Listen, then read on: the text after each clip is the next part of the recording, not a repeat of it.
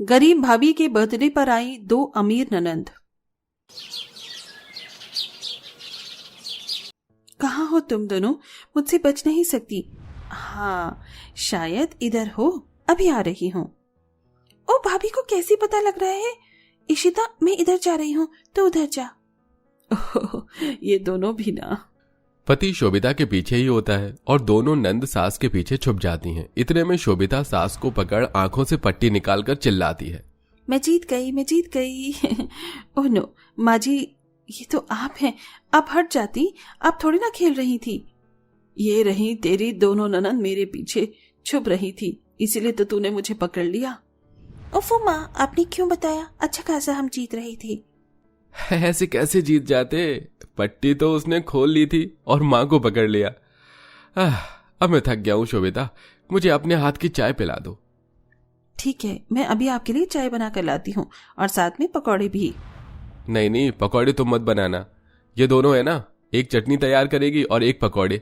अब इनकी शादी हो जाएगी तो इनके हाथ का खाना मैं बहुत मिस करूंगा, इसलिए इन्हीं दोनों को बनाने दो। ठीक है, फिर मैं बैठ जाती हूँ। आज तो मुझे भी अपनी दोनों ननंद के हाथ की चाय पीनी है और मुझे भी इन दोनों के हाथ की चाय पीनी है।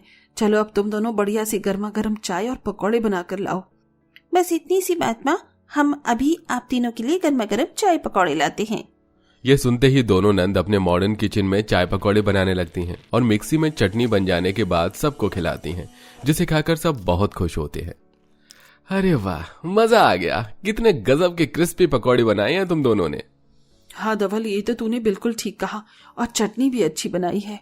सच में यकीन नहीं होता, मेरी दोनों ननंद खाना बनाना सीख गई हैं। जब मैं शादी करके यहाँ आई थी तो इन्हें सिर्फ चाय बनानी आती थी, लेकिन अब सब कुछ आता है बनाना। हाँ तो भाभी, इस चीज का श्रेय भी आपको ही जाता है। आपने हमें खाना बनाना सिखाया है। अच्छा बनाना तो आता ही था। मेरी तो चिंता खत्म हो गई। अब जल्दी से उनके लिए कोई अच्छा लड़का मिल जाए। माँ, लड़का हम दोनों ने ढूंढ लिया है और वो लड़का बहुत अच्छा है, बहुत अमीर घर का है। हम दोनों से वो दोनों बहुत प्यार करते हैं और हमेशा खुश रखेंगे। हाँ माँ, रोहन और मयंक बहुत अच्छे हैं। क्या तुम दोनों ने मुझे बिना बताए इतना बड़ा फैसला ले लिया?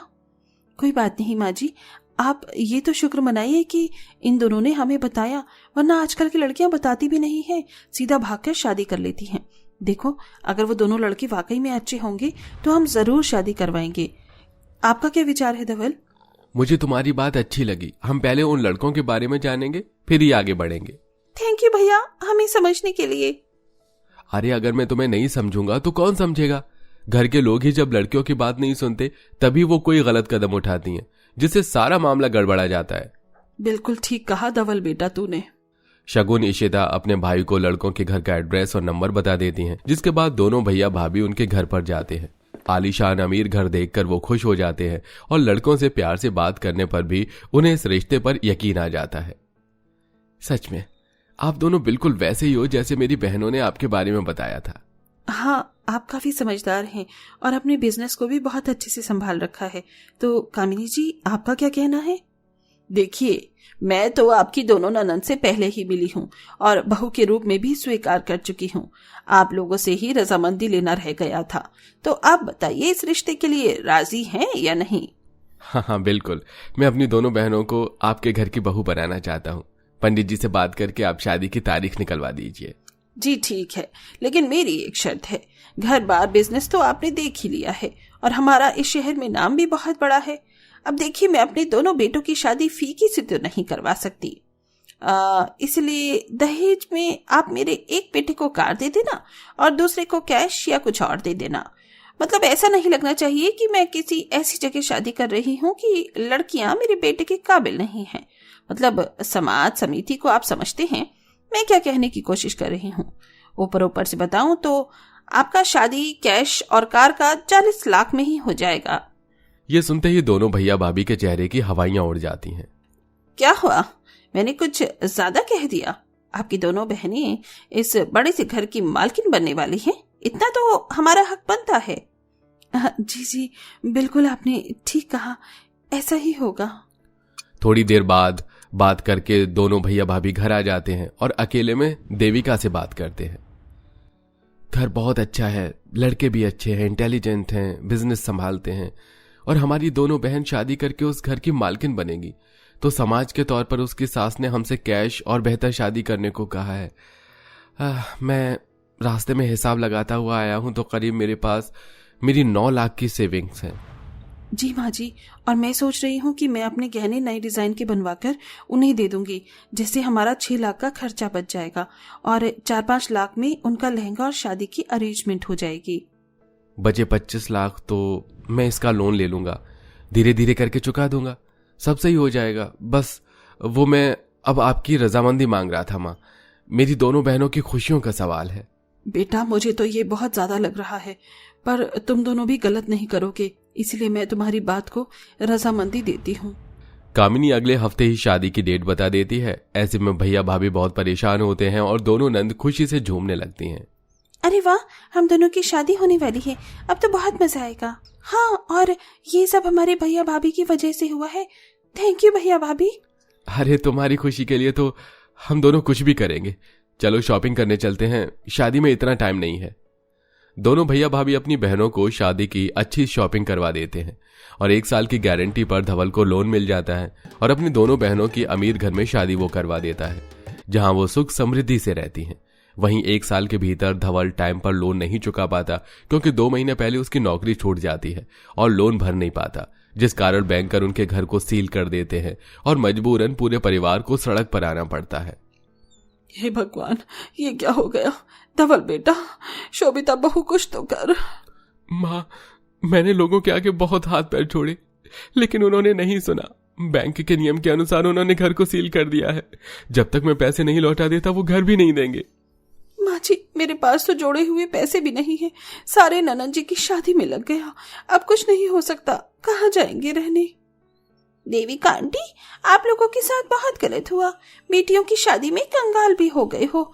मेरे पास घर तो नहीं है, लेकिन मेरी झोपड़ी है, जहाँ घर छोड़कर आप लोग वहाँ रह सकते हो।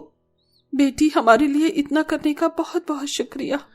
और फिर गरीब भैया भाभी पड़ोसन की दी गरीब झोपड़ी में रहने लगते हैं। नई जगह नौकरी न मिलने पर धवल किसी छोटे से ग्रोसरी शॉप में काम करने लगता है, जहां रहकर वो धीरे धीरे लोन के पैसे चुकाता है। इतने में शोभिता का जन्मदिन भी आ जाता है। दोनों नंद बहुत खुश होती हैं। इशिता, तुझे याद है आज भाभी का जन्मदिन है? कब से हम उनसे मिलने नहीं गए, सिर्फ रक्षाबंधन के त्योहार पर ही गए थे। चलो उन्हें बर्थडे का सरप्राइज देते हैं। हाँ भैया भाभी ने हमारे लिए कितना कुछ किया है, भाभी को छोटा सा सरप्राइज दे देते हैं। मैं केक ले लेती हूँ और तो पार्टी पॉपर्स, मिठाई और अच्छी अच्छी चीज ले लेना, ठीक है? वहीं सुबह सुबह धवल शोभिता को कहता है, शोभिता मुझे माफ करना, इस बार तुम्हारा जन्मदिन धूमधाम से क्या एक पेस्ट्री लाकर भी नहीं मना सकता। घर में सिर्फ 4 दिन का राशन छोड़कर मैंने सारे पैसे लोन वाले को दे दिए और अभी भी उसे देना बाकी है। जैसे तैसे मैंने उसे समझाया है। अरे आप मुझे क्यों समझा रहे हैं? मैं क्या समझती नहीं हूँ?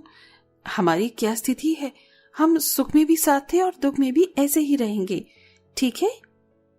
बहू, जन्मदिन के नाम पर मेरे पास कुछ नहीं है, इसलिए मंदिर से तेरे लिए प्रसाद लाई हूँ, इसे खा ले। जन्मदिन की बहुत बहुत शुभकामनाएं। थैंक यू माँ जी।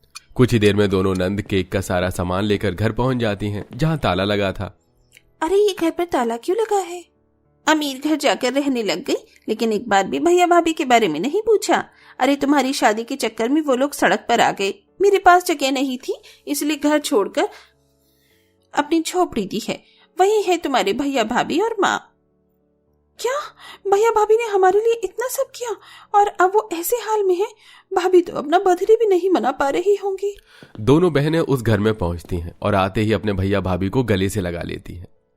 भैया भाभी, आप दोनों ने हमारे लिए इतना कुछ किया और हमें बिल्कुल अच्छा नहीं लग रहा कि हम दोनों आपको इस हाल में ले आए।